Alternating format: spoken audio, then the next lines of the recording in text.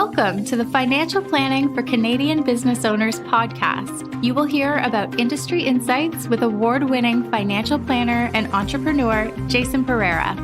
Through the interviews with different experts with their stories and advice, you will learn how you can navigate the challenges of being an entrepreneur, plan for success, and make the most of your business and life. And now, your host, Jason Pereira. Hello and welcome to Financial Planning for Canadian Business Owners. Today on the show, I'm excited to have Dr. Moira Somers. Dr. Somers is a renowned psychologist that also spends a lot of time advising the financial services community surrounding the concepts of advice and better delivering and preparing people to take it. And I brought her on the podcast specifically today to talk about the challenges of taking advice from others and how to best be honest with yourself in order to take advice.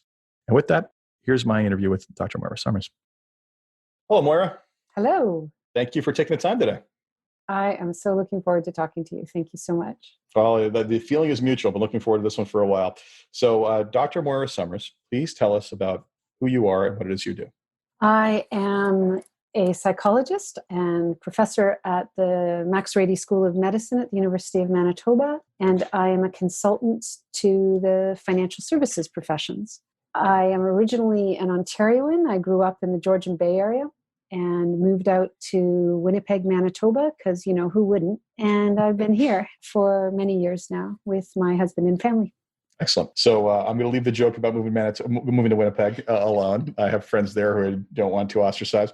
So you basically, let's dive here. So you are a psychologist. So talk about your specific field of practice. And I want to understand how you came to start advising people in the financial services industry. Sure. My area of interest has long been what makes it hard for us to follow sound advice. My doctoral dissertation was on procrastination. And so that was a deep dive into why it is that we often can't even meet our own deadlines, let alone other people's deadlines for us. And then as I moved into the healthcare setting, whether we were talking about preventative advice or corrective advice for people who already had problems, people really struggle to do the things that are going to safeguard their lives and create great outcomes for themselves, even when they're highly motivated to do so. And so that's always struck me as one of the most interesting aspects of working with human beings. Is how do we deliver advice more effectively when we're the advice giver? And how do we open up our minds and our hearts to receive advice? And how do we structure our lives so that we can actually act on it? Excellent. So I have the obvious joke of how long did you procrastinate in finishing your doctoral thesis? You can do better than that, Jason.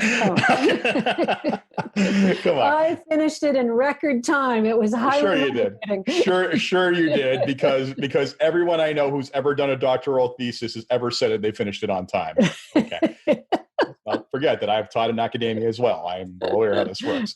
So I will find a better joke at some point throughout this. So, clearly, I think this is something that frankly should resonate with everyone who's listening, because it's the old fat smoker paradigm. We all know what we have to do to be healthy, right? We all know we have to eat right. We have to work out. We shouldn't, partake in too much alcohol, tobacco, whatever it is. Yet, and if that happened, the actuarial tables would look a lot more positive than they do. But this is a fundamental issue or concern of the human condition. So before we dive into that, there's an obvious reason why you're working within the financial services industry. Tell me how that consulting got started. It got started because an organization in the US, a training institute there, the Sudden Money Institute, expressed interest in my bringing the world of non-adherence research into the financial domain. So until that time, I'd been working pretty much exclusively within healthcare and health-related fields. But they thought there was going to be some applicability to the financial domain. And indeed there was. One of the main reasons for that is that the best medical advice is like the best financial advice in that it's preventative.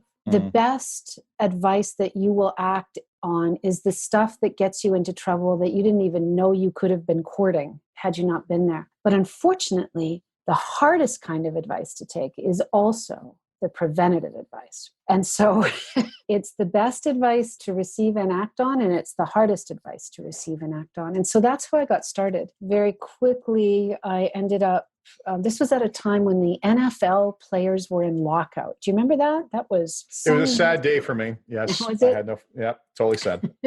Nothing to watch on Sundays. Yeah. And it was a sad day for a lot of the players too.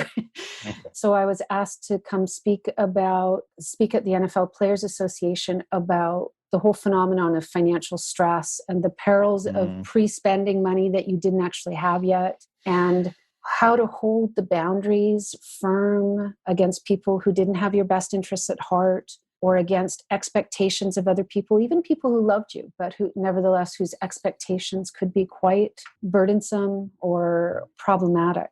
And so those couple of initial events just led to lots of interest, is what I would say, Jason, from the financial community in various parts, both working with advisors who didn't know often how to work with clients in various states of distress or excitability, whether it was a sudden money event, whether it was something like a personal loss, a divorce or a death, or business challenges. And so advisors asked me to work with the firms so that advisors could get better. Regulatory bodies asked me to consult with them around what do advisors need to know to be more effective and stay on the side of the angels in terms of working with people. And then those same advisors asked me if I would speak or work with many of the families that they work with. So the business, in particular, business families who were working with challenges of succession planning and how to talk to their kids about money, how to deal with some of the partnership conflicts. So I tell you, it's been a workout from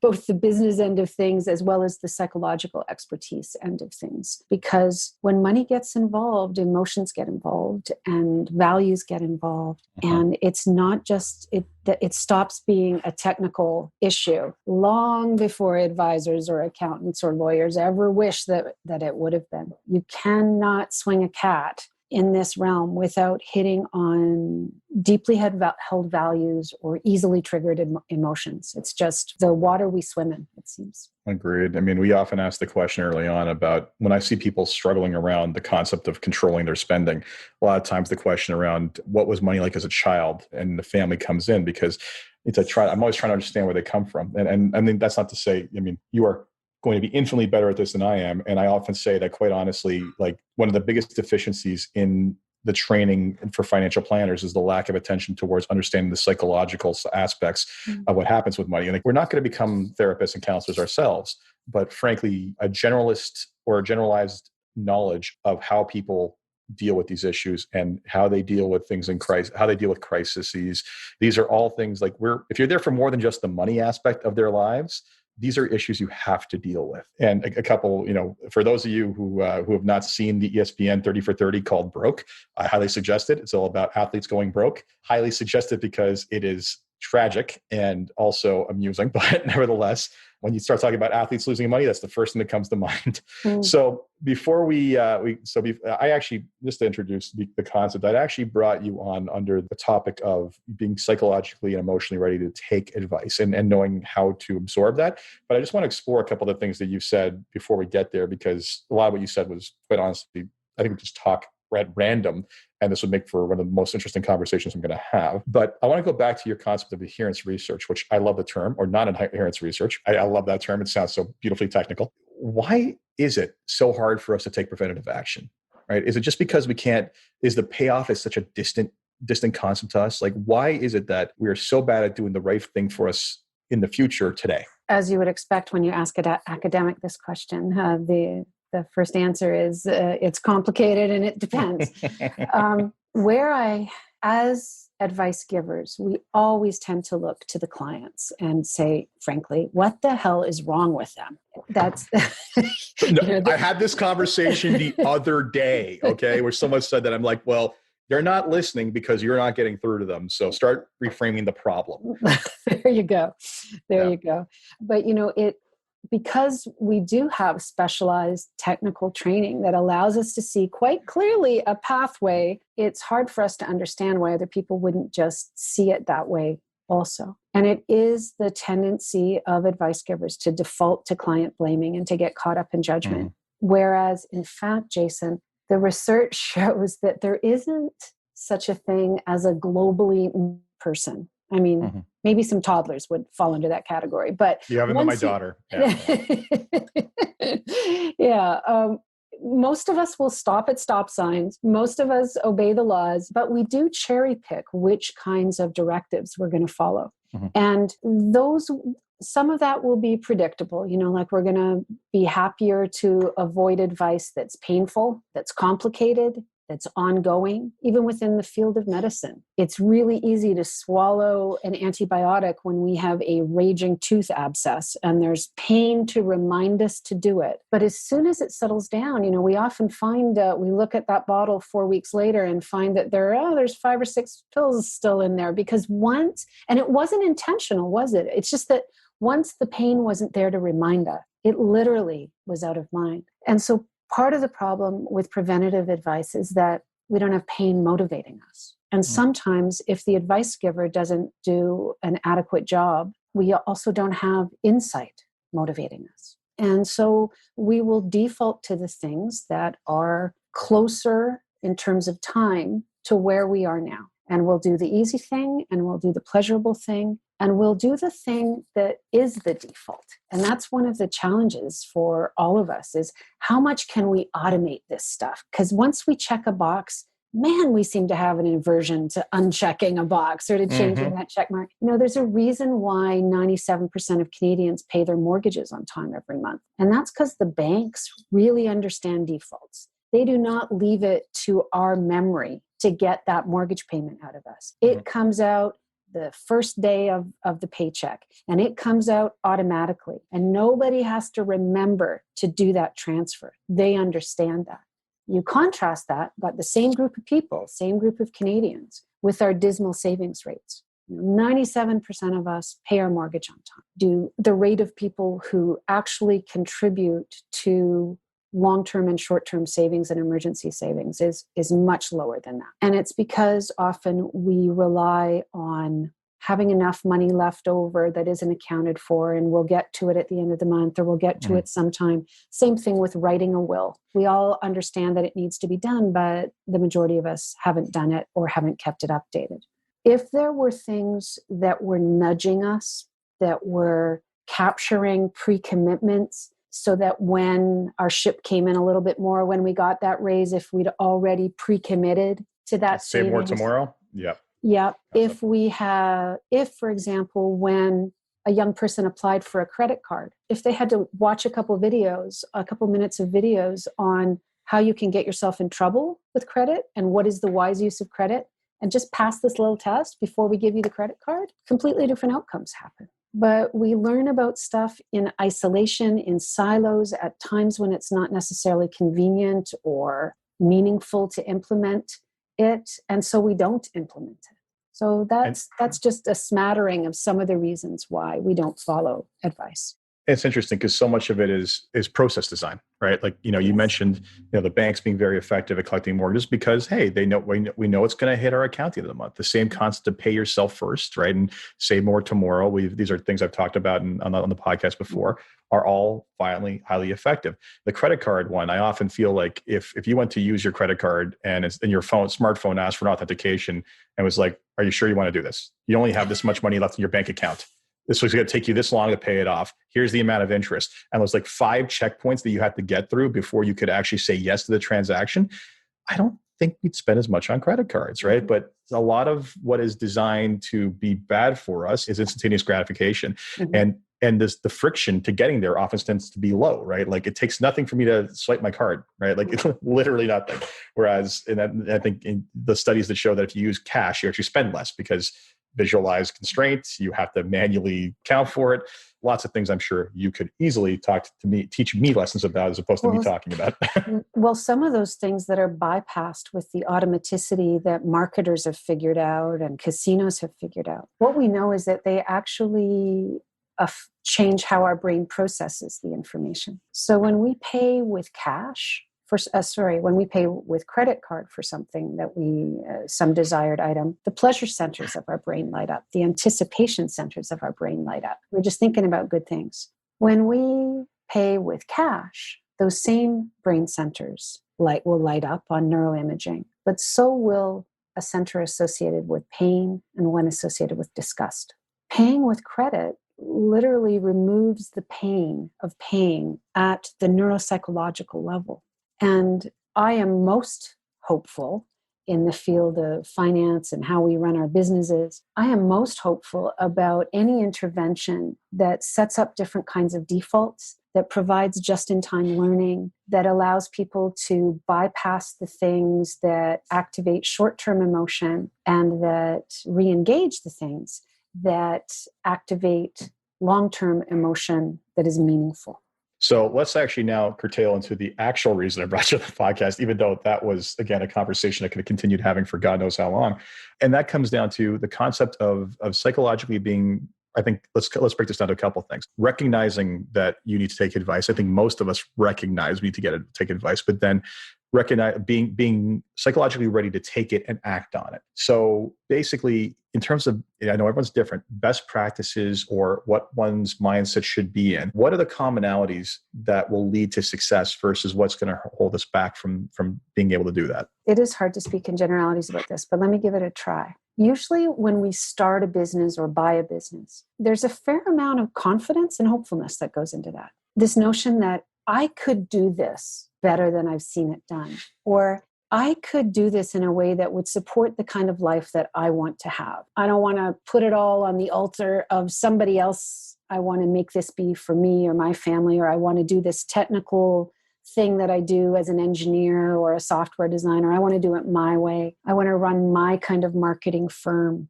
my kind of pie making shop, whatever it is. And so you have to have a fair amount of moxie to do that, or a fair amount of desperation. And so you used to kind of putting your head down and plowing through, and a certain kind of imperviousness to really depressing business statistics about how many are out of work within the first 5 years. That's required. There almost has to be an anti-fragility of entrepreneurs to make it, right? That it's not only that we're going to get better in spite of setbacks, it's that the setbacks themselves will fuel us and make them stronger. That's what it is to be anti-fragile. And I think a lot of business owners have some of that characteristic. But then by definition, it sets us up to be a little bit deaf to the cautionary tales sometimes. And so for me, one of the big differences that I see that separates folks in this regard is, is this confidence I'm seeing, or is this hubris? Are you actually looking at your data, or are you being avoidant? Is this all bravado, or is this based in data that we could all look at and agree on? So part of it is, how reality-based are you? How willing are you to look at the metrics of your own business? So if we're talking about pundits, everybody could have different predictions, right? So it's one thing to ignore industry leaders or people who claim that they know the future, but it's another thing altogether to ignore your own metrics and your own data. So that, I think, to be successful in business, I'm working with a women's organization right now. To be successful in business means that you have to look at that. And there's another interesting finding, which is that people who have 3 or 4 different types of community support tend to do best. We do best when we have people who can connect us with other people. We do well when we have mentors, people who've gone this road before us and can help us, can put us on their shoulders so that we don't have to slog through the same mud that they did. We do better when we have people who may not know anything at all about the business, but who just encourage us, who believe in us as people. And then it also helps, funnily enough, to have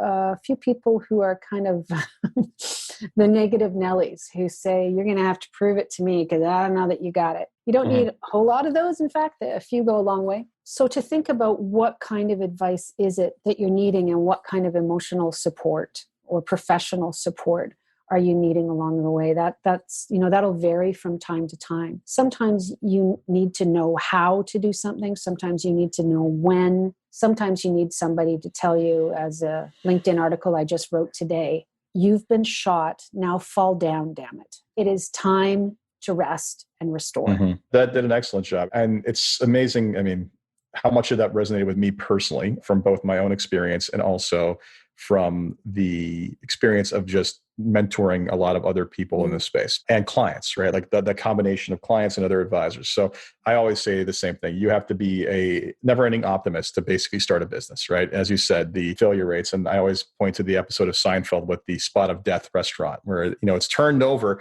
The last 8 guys who basically ran a restaurant here, they didn't know what they were doing. But me, I'm going to make it work on this one location. Like I always say to myself, like, oh my goodness, like if 5 other restaurants failed, it's probably not just the restaurants. It's probably something to do with location too, right?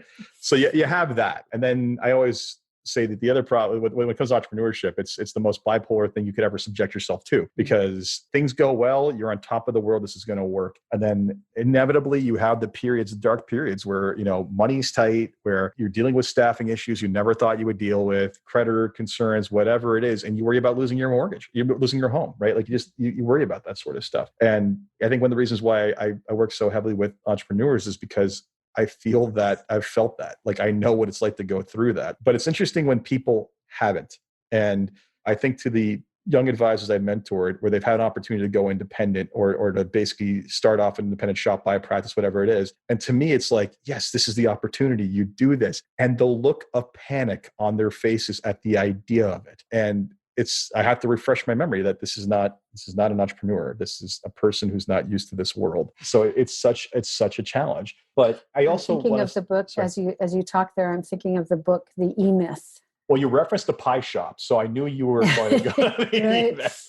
Yeah. And just, it talks about the various hats that you have to wear in order to succeed in business. Yeah. And most of us start out wearing a kind of technical expert hat, right? I'm going to do this business my way. Then we learn about how we need to fill out T4 slips and all those beautiful things about business management. And those two things ultimately can be outsourced. They don't actually need you in the long run. But the piece that can't be outsourced is that vision piece, right? Mm-hmm. What do you want for your life from this business? And that requires you to be fully present. And I think that's one of the most helpful categories of counsel or of coaching that people can bring into their business periodically, every few years, or to go on a retreat with yourself and some key people to say, what's next? What do I want now?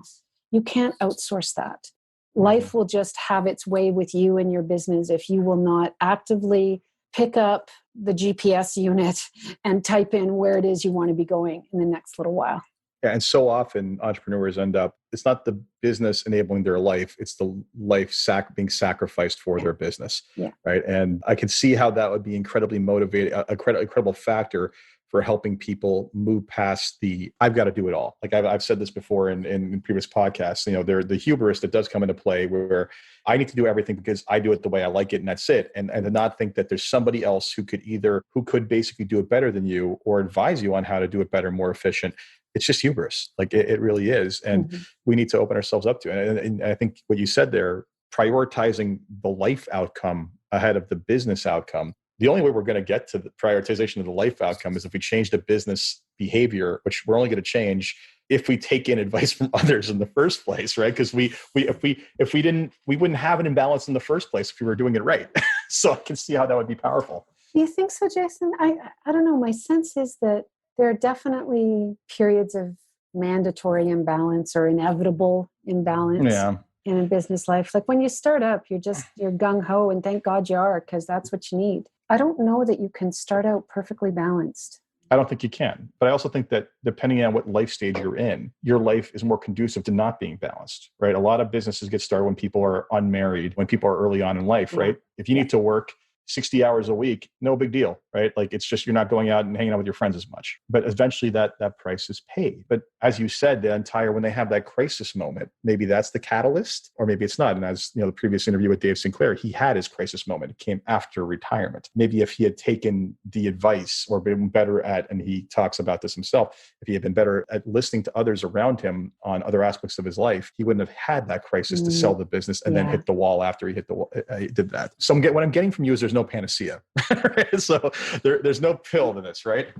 Well, I think that if there is a panacea, it's staying grounded and being willing to look at your metrics and understanding the basic principle that we get further with help than on our own. Mm-hmm. Yeah. Those are two guiding principles. It's funny. I love that you went to the metrics, not just because I'm a math junkie, but also because when other, and advisors and business owners start talking about like professionalizing or moving to the next level, my first response is almost always like, okay, how often are you looking at your financials?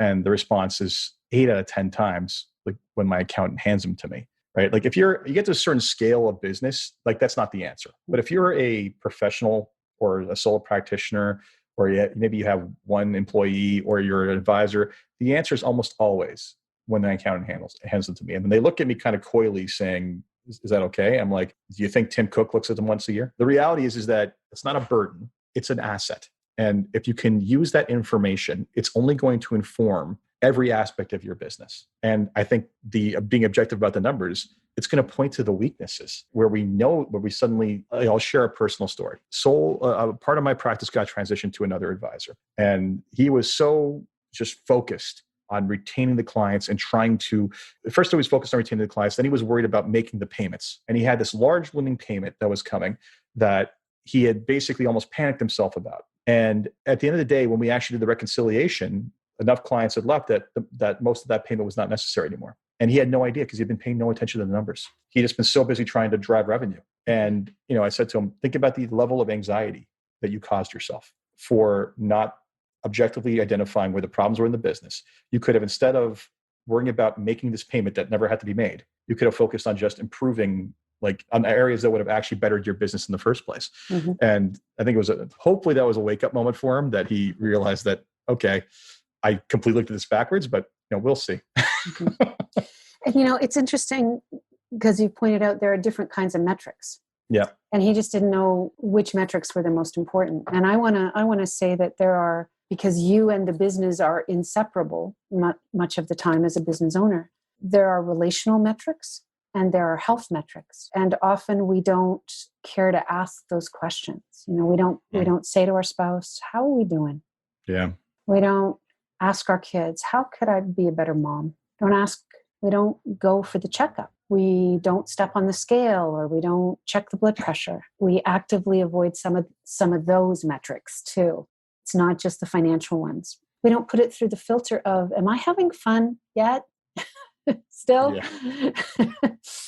Oh boy. Because once positivity starts eroding, or there's just so much dreck in your day that you've got to plow through, that the positivity ratio starts to shift in favor of more negative than positive, that you're on a downward spiral and this business is not going to do well and you are not going to do well. So there are different kinds of metrics that we need to look forward to. The article that we need to do the examination of. The article that I posted today on LinkedIn was about this very real problem, which is that as we grow depleted, right, neurons in our brain start slowing down, and this very organ that's responsible for insight becomes compromised, gets worn out. And so you just kind of keep slogging on because that's what you've been doing until you can't slog anymore. So if we could learn how to be a little bit more proactive in stopping and asking the right questions and talking to the right people, I think we're going to find ourselves faring better. Yeah, it's interesting because several things there reminded me of various other guests or other things I've done in my life. Dr. Ragnar Knipping, who runs a place called the Deerfields Clinic, it's a private clinic. And he started that clinic because he said the other clinics I worked at, it was executives would come in once a year and you just chart this downward progression, right? It's like you'd be like, hey, do this and whatever. And then they come back the next year and it was worse. And he's like, no. So there's programs for intervention and for constantly staying on top of, talking to them at least every 3 months to actually measure the metrics. And also the point about the neurons not firing the same way because you've reached a point of just, you pushed yourself too far. One of the things that Dan Sullivan, a strategic coach, talks about is flipping the paradigm on that.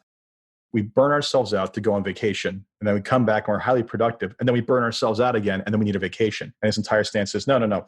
Take the vacation to allow you to work highly productively, and before you burn out, take the next vacation because the time off will be made up by the productive. And as for your feedback one, I'm not sure if you've ever heard this one. If you ever listen to Tim Ferriss, he talks openly sometimes about a friend he has who's I don't know what he is, but I think he's a highly successful entrepreneur is what it sounds like. But he has his wife give him a scorecard once a month, and she grades him on various criteria. And those criteria are, I think if I remember correctly, provider, partner, lover, father, and I can't remember the last one, it was like 5. And the deal is he's allowed to have, his average score has to be a letter grade, I think of like at least B, and no score can be below like a D or something like that, whatever it was. And that is his, people, it's funny, people kind of laugh at that, but I look at that, and I've actually, at one point, I told my wife that I'm like, okay, do me a favor, give me the exacts. Like, so from time to time, I've actually asked her to do the same thing. And I think it's important, because how many relationships get to the point of no return where it's just like, maybe if you could have intercepted it at the C before it got to a D and then an F, you could have done something, but or the knowing where NA. yeah, because exactly. And it's like, yeah. And it's like, what is this all for in the end, if it's not going to make our personal lives more like better, right? Like at the end of the day, at some point, whether it be horizontally or vertically, we're going to retire. Right. and I would prefer for it not to lead to the horizontal situation. And I would prefer that when I do retire vertically, that essentially I have something of meaning in my life beyond what was the business. So again, I feel like I could talk to you all day about how to get around these things.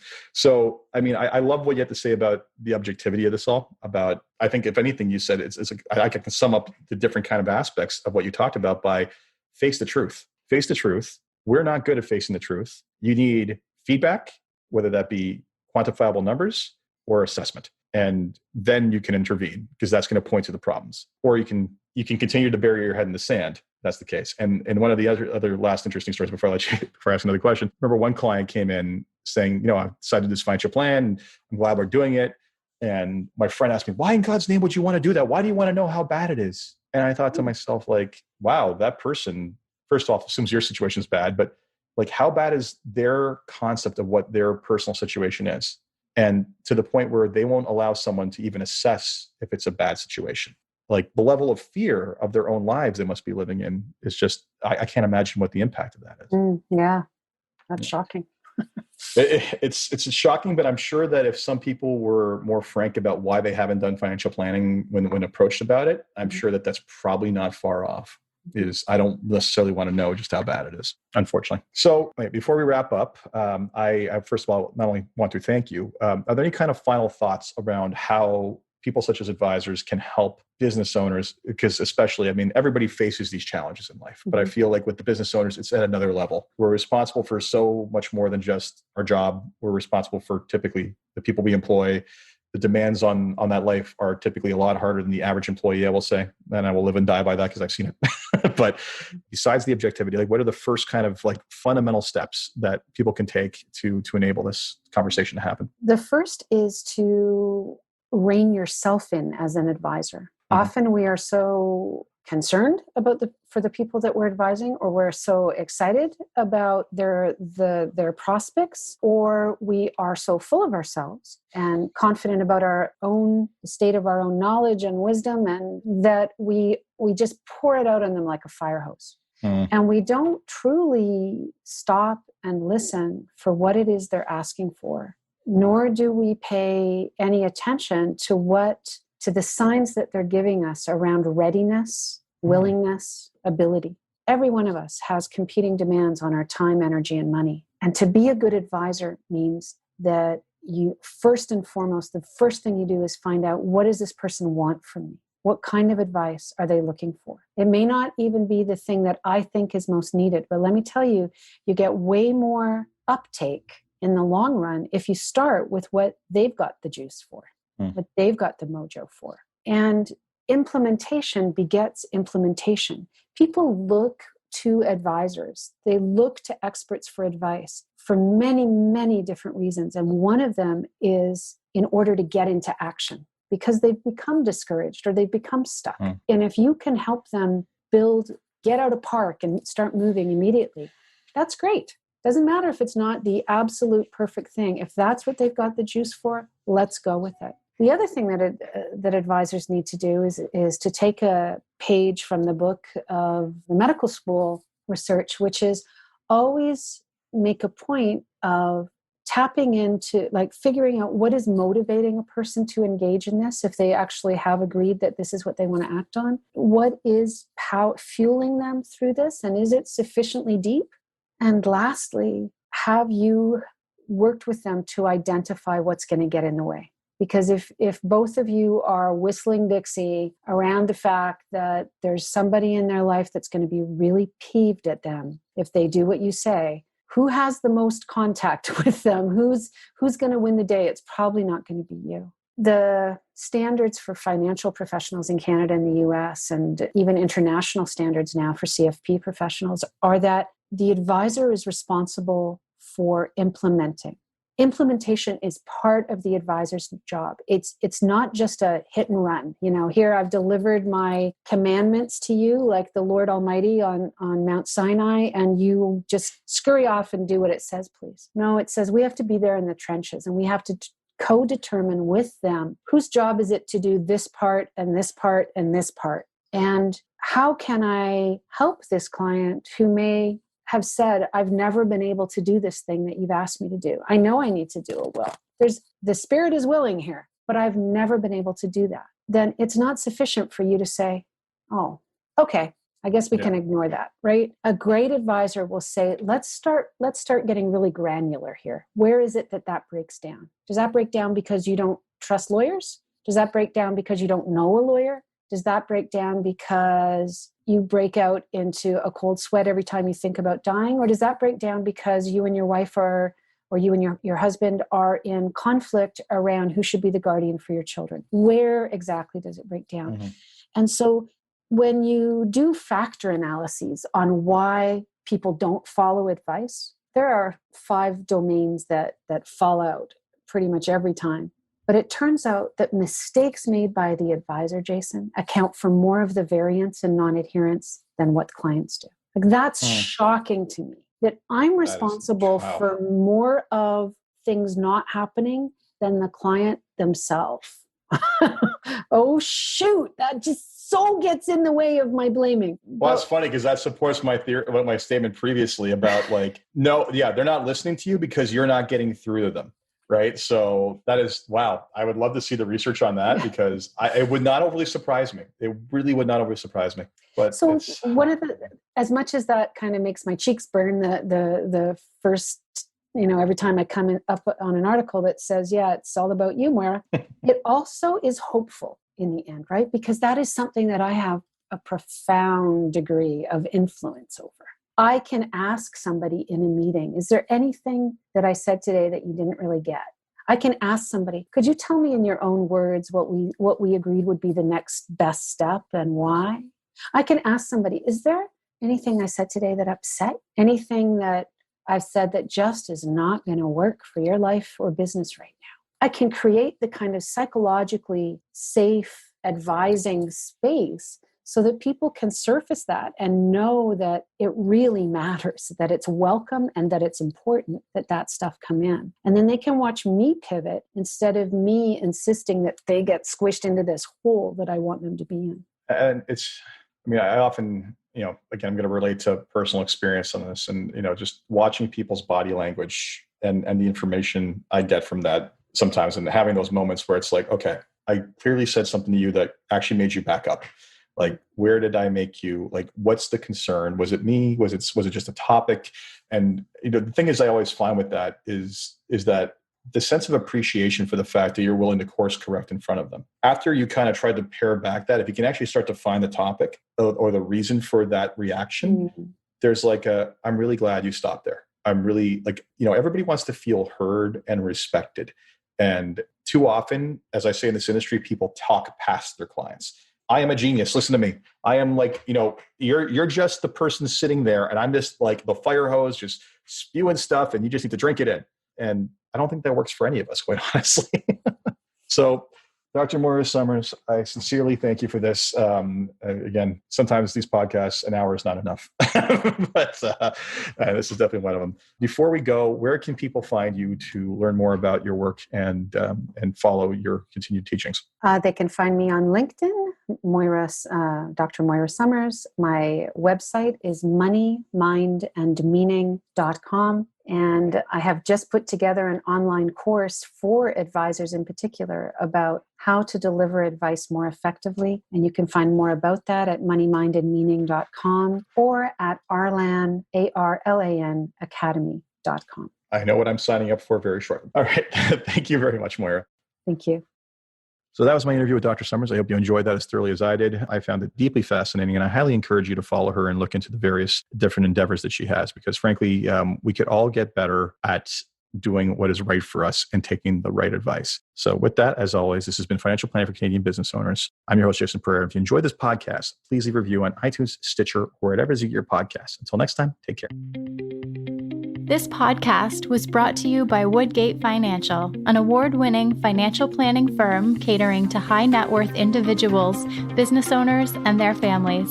To learn more, go to woodgate.com. You can subscribe to this podcast on Apple Podcast, Stitcher, Google Play, and Spotify, or find more episodes at jasonpereira.ca. You can even ask Siri, Alexa, or Google Home to subscribe for you.